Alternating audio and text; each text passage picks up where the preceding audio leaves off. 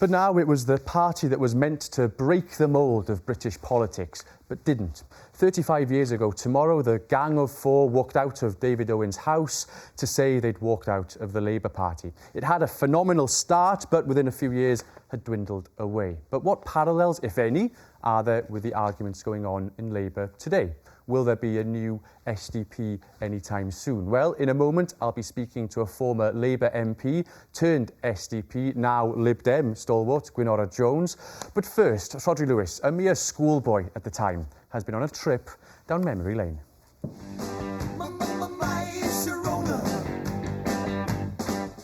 May 1979, and it's all change in Downing Street. Cardiff's sunny Jim Callaghan was out, and the grocer's girl from Grantham was in. Where there's despair, may we bring hope.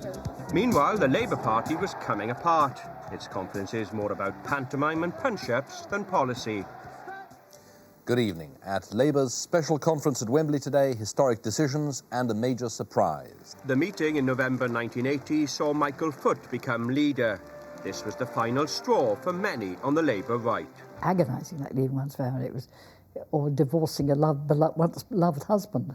Absolutely, and there's a lot of emotional pull in the whole thing. But once you've made your mind up, it all becomes different and actually becomes challenging, exciting, a test of your strength and a test of your commitment. And soon you will find that there comes a time for making your mind up. And the Gang of Four did make their minds up. They decided to walk out of the Labour Party and form the SDP. At the centre of it all, the former MP for Carmarthen, Gwynoro Jones. Labour to begin with, he joined the fledgling party at the start. The SDP scored a string of by-election successes in the days when canvassing through a car roof was still allowed.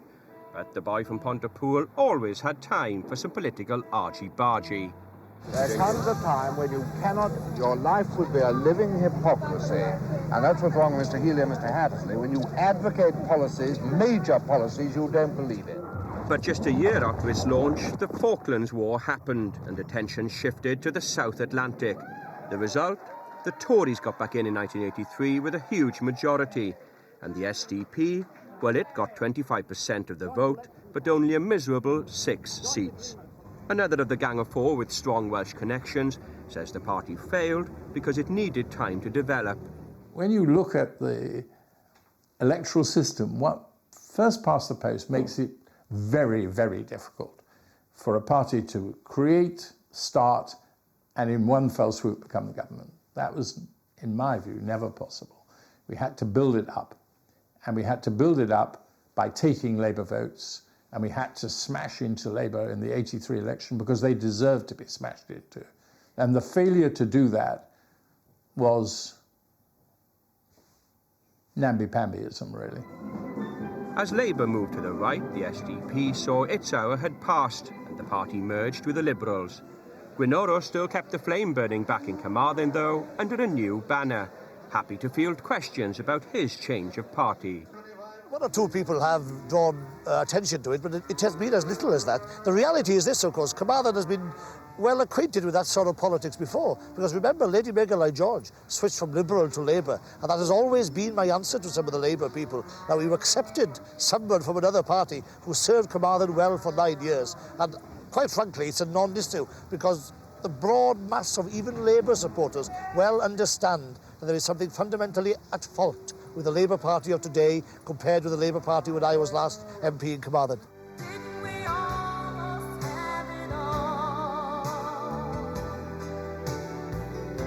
35 years on, the parallels with the situation in today's Labour Party are striking.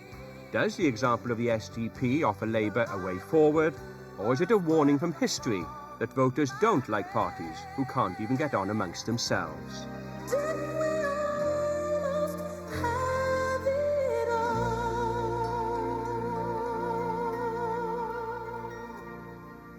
There we are, trip down memory lane there. Well, Gwynoro Jones, I mean, we heard Shirley Williams in that piece there saying that walking out on the Labour Party was like leaving your family. How difficult was it for you as somebody who was there at the time? Yeah, it wasn't easy, and never was easy. If you've been in a party for 20 years, even I was as a young man, to leave, you thought often about it. Easier for me because I lost an election. But I can imagine for them, the second half of the 70s, in shadow cabinet positions, indeed in government, some of them, had been, it was not easy at all. So yeah, it is like leaving a family. And you're regarded as a traitor. The number of times I was called in the 80s a traitor, and I'm sure there are some people in the Labour Party who think I'm a traitor even till today. It was not easy. And I can tell you it took a lot of time. The Jenkinsites, he'd gone to Brussels. Now he was ready to make the move. Shirley and David waited till the very last moment because they were desperately hoping that the Labour Party would change on Europe, change on first past the post, change on nuclear weapons, change on all these things, and they didn't, and then they moved out. But were you ever tempted? I mean, Roy Hattersley says in a film last week, he was saying that actually what you should have done, those people that left for the MP, was stay within the party and try and change things from within. Do you ever think maybe you should have done that? They did that for years. Roy did that. Now, Roy was one of Roy Jenkins's people, but he didn't come over. Dennis Healy was a Social Democrat. He didn't come over. People like Cledwyn Hughes in Wales was a Social Democrat. He didn't come over. There's about 100 people at that time who were Social Democrats in the Labour Party. Only about 30, 35 actually made the jump. Why? Because of the previous question. It is not an easy thing to do. The Labour Party Social Democrats had been struggling since the days of Hugh Gateskill and Aneurin Bevan. 20 years. And enough was enough by 1980. But one of the points, and I guess some of that labelling of a traitor would be because there's a real belief within the Labour Party that they lost the 83 election so sort of monumentally because the SDP split the Labour vote there. Yes, Is that a fair characterisation? That's absolutely true. The alliance, the SDP Liberal Alliance, had 25% of the vote. We almost came second, within about 1%. And I maintain to this day, if it hadn't been for the Falklands War, the history of British politics in the 80s would have been completely different. And yet, had it not been for the SDP, maybe Labour would have won in 83? Possibly. But certainly we didn't help their cause. And the question that somebody had raised, that we had failed, we didn't fail at all. Labour had to change. Neil Kinnock changed. Look how Neil changed. Blair, SDP Mark II. The SDP didn't fail. It wasn't they that finished the job. I just think when we're looking at 35 years tomorrow since the SDP was formed, are the parallels between the Labour Party at the end of the 70s and the Labour Party now just too irresistible to ignore, do you think?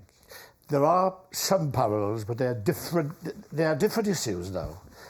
Back then, it was the power of the trade unions, it was anti-Europe, and a number of other things. The Labour Party is not so much anti-Europe now. The power of the unions is gone because it's one member, one vote. It is now about social policies. It is now about economic policies. And yes, there is one link, defence, Trident. It was there in the 70s and the 80s.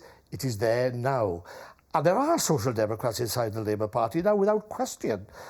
The problem for them is they are not as well known as Jenkins and Owen and Shirley Williams. They are not people that can immediately attract attention. So there is that problem. But what about this issue that there is a very clear and public rift within sort of the left and the right of the Labour Party on quite a lot of issues now, and it's coming to the surface time and time again. I mean, do you think that could lead to a similar breakaway group? Eventually. Do you think it will? Or eventually, yes, because somebody... Corbyn and his people are in control, and you can't deny that. He has got 60-70% of the vote. Now, he's entitled to be the leader. It's up to the others. How are they going to cope with it?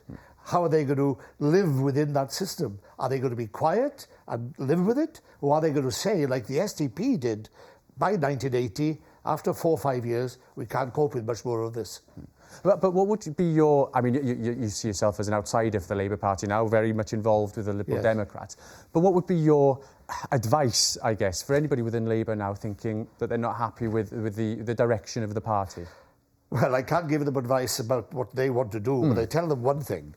If we are talking of realignment in my terms, it's got to be about issues that they would agree with the Liberal Democrats, for instance. Voting reform, constitutional reform, Europe, the environment, a lot of issues. I'm not too interested in Social Democrats on the right of the Labour Party who disagree with Corbyn because he's an out-and-out left. They've got to have principles that they believe in. What do they believe in? Now, the Gang of Four had clear principles.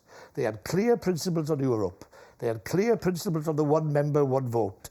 There were many clear things. Now, the Social Democrats in the Labour Party need to have that sort of... Gwynoro Jones, it's a fascinating time, but we have to move on. Don't forget, you can follow all the latest on Twitter. We're at Wales Politics. But for now, that's all from me. Diolch am wylio. Thanks for watching. It's time to go back to Andrew.